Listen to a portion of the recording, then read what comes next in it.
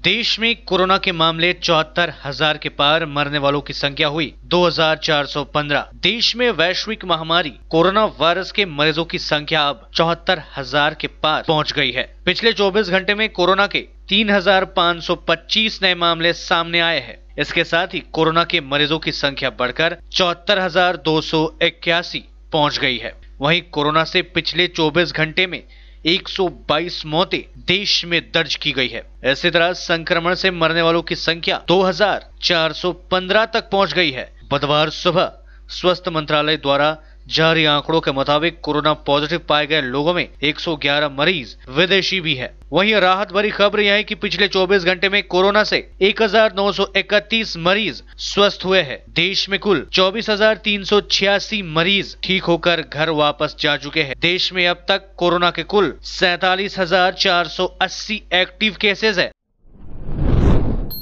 पश्चिम बंगाल में corona virus के 24 घंटे में 110 नए मामले सामने, 8 और लोगों की गई जान। अब तक 126 की हुई मौतें। पश्चिम बंगाल में पिछले 24 घंटे में कोरोना से फिर 110 नए मामले सामने आए हैं। इसके बाद राज्य में कोरोना संक्रमितों का आंकड़ा बढ़कर 2,173 हो गया है, जिनमें 1,363 एक्टिव केसेस है। इसके साथ ही पिछले 24 घंटे में कोरोना से राज्य में 8 और लोगों की मौत हुई है। इसके बाद मरने वालों की संख्या बढ़कर 126 हो गई है। राज्य के गृह सचिव अल्पन बंदोपाध्याय ने मंगलवार को आयोजित संवाददाता सम्मेलन में यह जानकारी दी। उन्होंने बताया कि पिछले 24 घंटे में 113 मरीजों को स्वस्थ होने के बाद अस्पताल से छुट्टी दे दी गई है। इसके बाद ठीक होने वाले रोगियों की संख्या 612 हो गई है। स्वस्थ होने वाले लोगों की दर 28.16% हो गई है। वहीं 126 लोगों की कोरोना से अब तक मौत हो चुकी है। इसके अलावा 72 अन्य लोग जो कोरोना संक्रमित थे, लेकिन उनकी मौत दूसरी बीमारियों के कारण हुई है। कोरोना वायरस से सबसे ज्यादा प्रभावित कोलकाता में अब तक सर्वाधिक 1,041 पॉजिटिव मामले सामने आ चुके हैं और यहाँ 83 लोगों की मौतें हो चुकी है।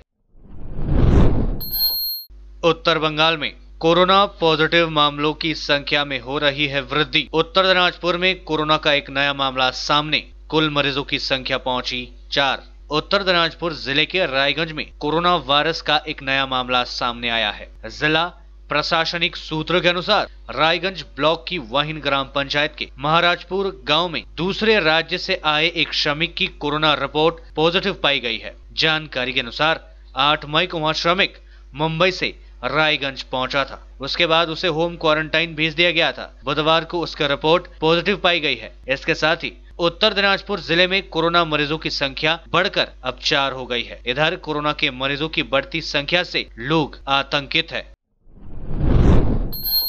एक ही परिवार के 3 सदस्यों की रहस्यमयी मौत से सनसनी, पत्नी व बेटे को फंदे से लटकाकर व्यक्ति ने की खुदकुशी। लॉकडाउन के बीच पश्चिम बंगाल के अलीपुरद्वार जिले में एक ही परिवार के 3 लोगों की रहस्यमयी मौत का सनसनीखेज मामला सामने आया है। मंगलवार रात अलीपुरद्वार नगर पालिका के 2 नंबर वार्ड के प्रभात संघ के संलग्न इलाके में इस घटना के बाद हड़कंप मच गया। पुलिस ने कल रात एक ही परिवार के 3 सदस्यों के शव बरामद कर उसे पोस्टमार्टम के लिए भेज दिया। पुलिस सूत्रों के अनुसार ये सभी एक ही परिवार के थे। इनके बीच पति पत्नी एवं बेटे का संबंध था। बताया जाता है कि मंगलवार रात करीब 8 बजे स्थानीय लोगों ने इस घटना के बारे में पुलिस को सूचित किया। पुलिस वहां पहुंची और किराए के इस मकान में एक ही परिवार के 3 लोगों के शव बरामद किए। घटना के पीछे लॉकडाउन से उपजी आर्थिक तंगी मुख्य कारण बताया जा रहा है। पुलिस ने बताया मृतकों की शिनाख्त विश्वजीत दास के रूप में की गई है। वह पेशे से बीमा एजेंट था। बताया जा रहा है कि कल रात उसने अपनी पत्नी एवं 11वीं में पढ़ने वाले अपने बेटे को फंदे से लटका दिया और फिर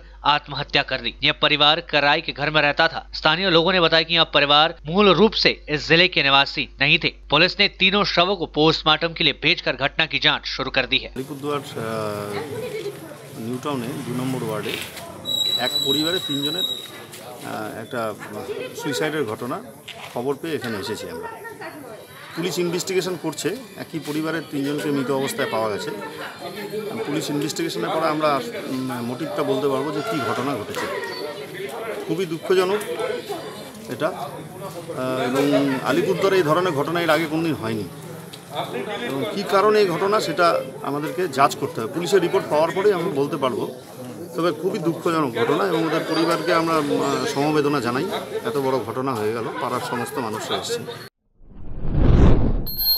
मुख्यमंत्री ममता बनर्जी ने लोगों को किया आगाह, कहा 3 महीने तक जारी रह सकता है कोरोना का कहर, 3 जोन में विभाजित होगा राज्य, लोगों से की सावधानी बरतने की अपील। राज्य की मुख्यमंत्री ममता बनर्जी ने कहा कि कोरोना का कहर अगले 3 महीने तक जारी रह सकता है, लिहाजा इसके लिए लघु अवधि, मध्यम तथा लंबी अवधि की योजना बनानी जरूरी है। राज्य सचिवालय नवान्न में संवाददाताओं से बातचीत में मुख्यमंत्री ने कहा कि रेड जोन में भी अब वर्गीकरण किया जा रहा है, वहीं वर्गीकरण ए, बी और सी जोन में होंगे। ए वहां जोन होंगे जहां किसी किस्म की गतिविधि की इजाजत नहीं होगी, बी जोन में कुछ नियमों का पालन करने संबंधी गतिविधियों की इजाजत होगी, वहीं सी जोन में इनसे अधिक छूटें होंगी। इस संबंध में अगले 3 दिनों में पुलिस से रिपोर्ट हासिल होने के बाद घोषणा की जाएगी। सभी जोन में 17 मई के बाद से jewellery, electronics, paint, mobile charging आदि की दुकानें खुलेंगी। इसके अलावा रेस्टोरेंट को भी खोलने की इजाजत है, लेकिन यहाँ लोग बैठकर नहीं बल्कि लोगों को अपना खाना लेकर जाना होगा। यहाँ दोपहर 12 बजे से शाम 6 बजे तक किया जा सकता है। मुख्यमंत्री ने बताया कि कोलकाता के 13 प्रमुख स्थानों के लिए बसें चलाई जाएंगी। निजी बस मालिक भी यदि चलाना चाहे तो इजाजत होगी। इसके अलावा ग्रीन जोन में बसों और टैक्सियों के चलने की इजाजत होगी।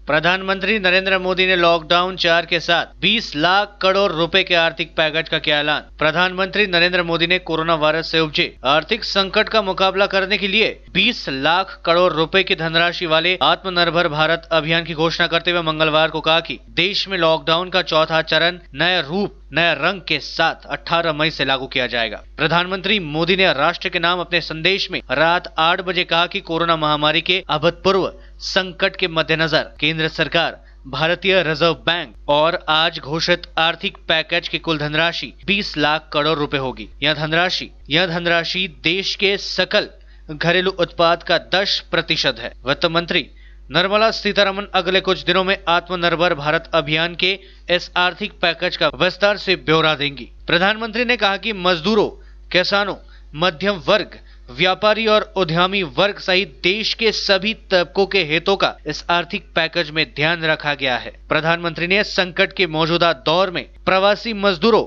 रेहड़ी वाले, ठेले वाले और छोटे दुकानदारों को पेश आई कठिनाइयों का जिक्र करते हुए कहा कि उनके त्याग और तपस्या सराहनीय है। प्रधानमंत्री मोदी ने लॉकडाउन के 17 मई के बाद बढ़ने की घोषणा करते हुए कहा कि इसका चौथा चरण नए रूप, नए रंग में होगा। हमारा लक्ष्य कोरोना से बचना भी है और आगे बढ़ना भी है। उन्होंने कहा कि राज्यों से मुख्यमंत्रियों से लॉकडाउन 4 के बारे में सुझाव मांगे गए हैं। 18 मई से पहले इनका पूरा खुलासा किया जाएगा। 100% आयुर्वेदिक दमादमन किट प्राप्त करें और अपने फेफड़ों को बिना किसी दुष्प्रभाव के घातक वायरस से लड़ने की शक्ति बढ़ाएं। फेफड़ों की ताकत बढ़ाने और साथ ही साथ एलर्जी, खांसी या फिर ब्रोंकाइटिस और अस्थमा जैसी बीमारियों से भी लड़ने के लिए राहत देती है दमादमन किट। इस किट में आप पाएंगे दमादमन सिरप, दमादमन चूर्ण, दमादमन हर्बराज हर्बल टी, जिसका मूल्य है 750 और आपको देने हैं सिर्फ 700 रुपए। Contact number 8597738095। तयारी फ्ल्याट लाखौंको बजेट के तपाईले सिलगढीमा फ्ल्याट लिने सोच बनाउनु भएको छ? हजुर, यस्तै सुनौलो अवसर स्वागत रेसिडेन्सले यहाँहरू समक्ष लिएर आएको छ, जहाँ तपाईले लाखौं रुपियाँको बजेटसँगै वास्तु अनुसार असल ढङ्गमा तयार गरेको सम्पूर्ण सुविधायुक्त 80 फ्ल्याटको अपार्टमेन्ट पाउनुहुनेछ। स्वागत residency near Nirmala convent hostel. Contact 9832350915 9434001643। सड़क पर बिखरे मिले 500 व 2000 रुपए के नोट, पुलिस कर रही है जांच। लोगों की आशंका कोरोना फैलाने की कोई साजिश तो नहीं। सीसीटीवी फुटेज में मोटरसाइकिल से सड़क पर नोट फेंकने का नजारा कैद। उत्तर दिनाजपुर जिले के रायगंज नगरपालिका इलाके में मंगलवार को 500 और 2000 रुपए के नोट सड़क पर बिखरे पड़े रहने की घटना को लेकर इलाके में हड़कंप मच गया। इधर सड़क पर रुपए पाए जाने की खबर मिलते ही रायगंज थाने की पुलिस मौके पर पहुंचकर घटना की तहकीकात शुरू कर दी। अब तक किसी ने इस पैसे गायब होने या खोने की शिकायत दर्ज नहीं कराई है। दूसरी ओर स्थानीय लोगों ने लॉकडाउन के दौरान इस तरह सड़क पर नोट बिखरे पड़े रहने को लेकर थाने में लिखित शिकायत दर्ज कराई है। रायगंज थाने के आईसी ने बताया कि रायगंज नगरपालिका के बंदर इलाके में आज सुबह सड़क पर 500 व 2000 रुपए के नोट पाए जाने की घटना सामने आई है। उन्होंने कहा पुलिस घटना की जांच शुरू कर दी है। दूसरी ओर रायगंज नगरपालिका के चेयरमैन संदीप विश्वास ने किसी व्यापारी के पैसे सड़क पर गिरने की आशंका जताई है। जानकारी के अनुसार रायगंज नगर पालिका के बंदर इलाके में 500 और 2000 रुपए के नोट सड़क पर बिखरे पड़े थे। सड़क के ऊपर इन नोटों को देखते ही कुछ लोगों ने इसे उठाकर अपनी जेब में डालना शुरू कर दिया। वहीं दूसरी ओर लोगों के मन में आशंका घर करने लगी कि कहीं पैसे की मदद से लोगों में कोरोना वायरस फैलाने की कोई साजिश तो नहीं रची जा रही है। लोगों ने इस बारे में पुलिस को सूचित किया।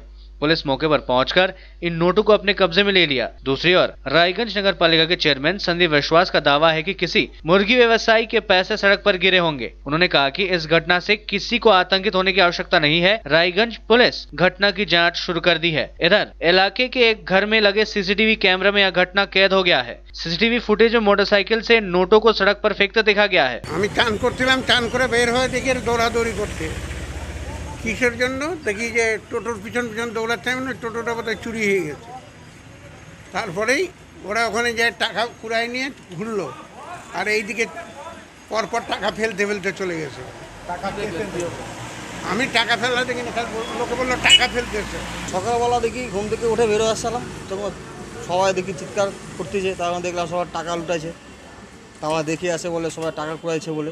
টাকাটা বলে শুনলাম, যেটা দেখিনি, চোখে দেখিনি, যে দেখলাম যে যেখানে লোকজন সেখানে টাকা মানে ছিড়াই দিয়ে গেছে। হ্যাঁ, আমার কাছে ফোন এসেছিল, ওখান থেকে পাবলিক ফোন করেছিল, তো বারে বারে ফোন এসছে, বারে বারে আমি ইন্টারফেয়ার করছি।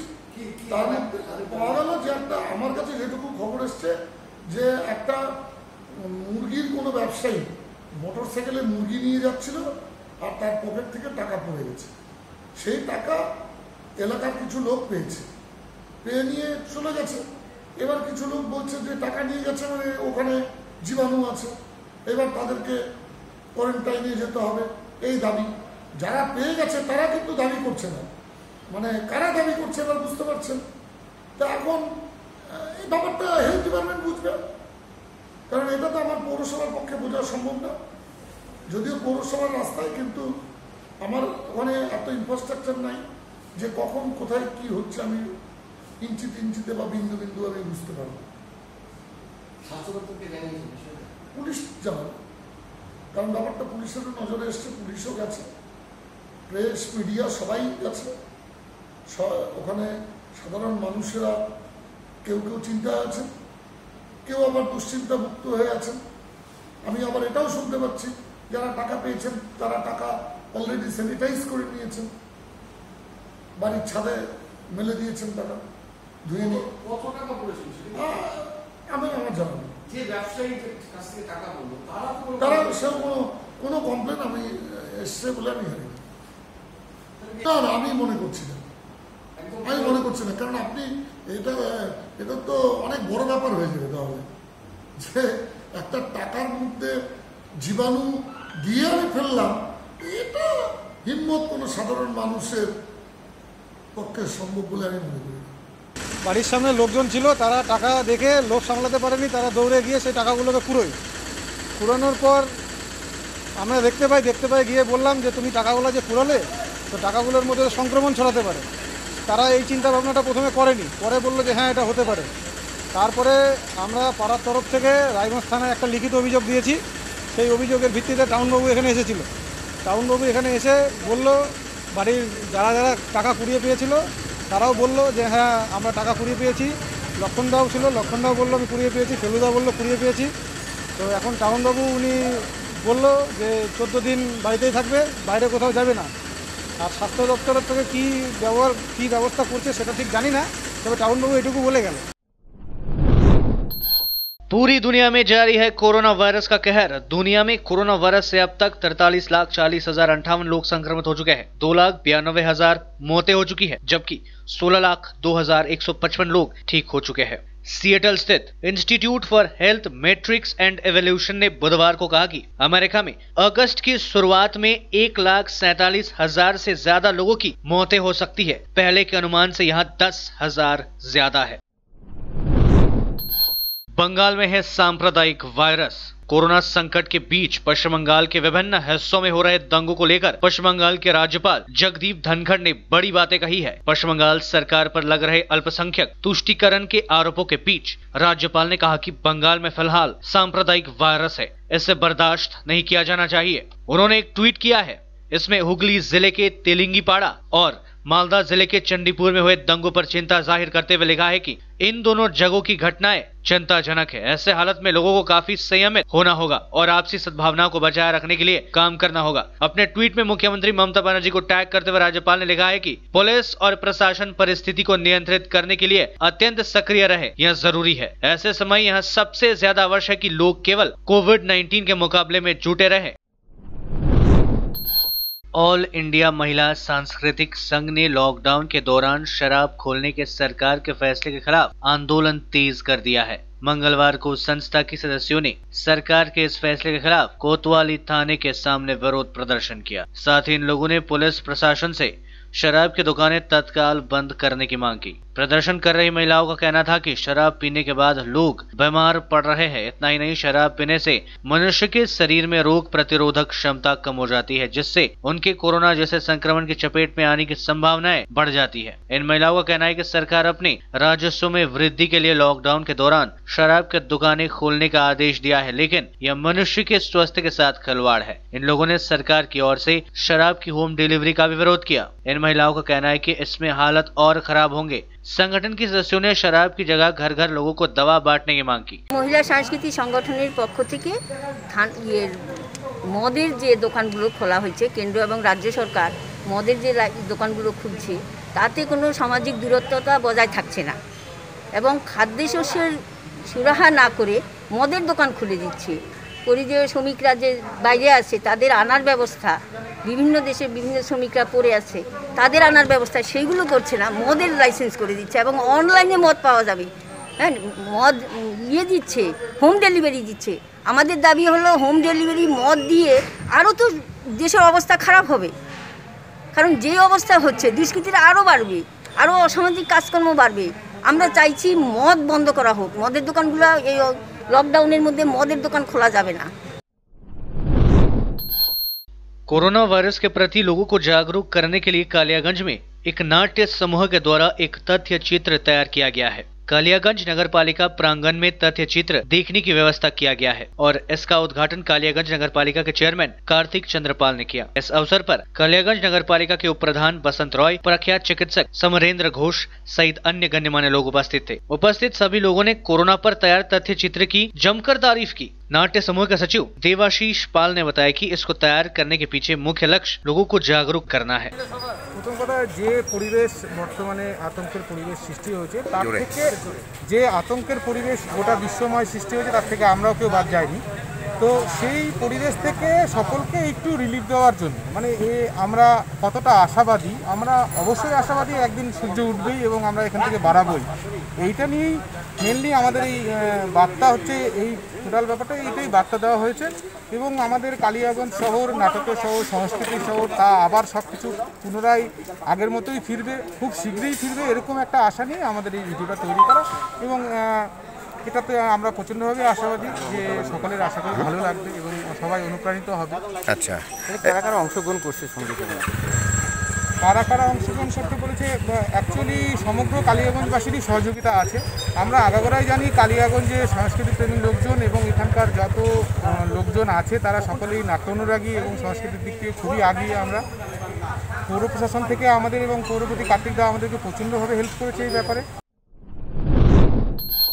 आर्थिक पैकेज की घोषणा से बाजार में बहार, सेंसेक्स निफ्टी में जोरदार उछाल। कोरोना संकट के बीच प्रधानमंत्री नरेंद्र मोदी ने अर्थव्यवस्था को गति देने के लिए विशेष आर्थिक पैकेज का ऐलान किया, जिससे सप्ताह के तीसरे कारोबारी दिन यानी बुधवार को शेयर बाजार की शुरुआत जोरदार उछाल के साथ हुई। बॉम्बे स्टॉक एक्सचेंज के प्रमुख इंडेक्स एक्सचेंज 3.48% की बढ़त के साथ 1093.17 अंकों के ऊपर 32464.29 के स्तर पर खुला। वहीं नेशनल स्टॉक एक्सचेंज का निफ्टी 3.43% है। उछाल के साथ 315.85 अंकों पर 9512.4 के स्तर पर खुला।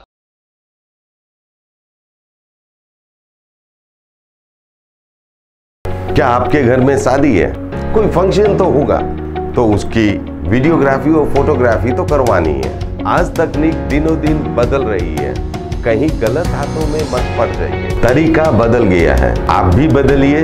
याद रखिए सिडवैप्स। सिडवैप्स ही आधुनिक तकनीकों के साथ अपडेट रहता है। और आपके बजट के अनुसार ही वीडियोग्राफी और फोटोग्राफी करते हैं। आप सोच रहे होंगे ये सिडवैप्स क्या है? शादी हो या कोई फंक्शन, इन पलों को सजोने के लिए याद रखिए Somani Institute of Digi Vision and productions.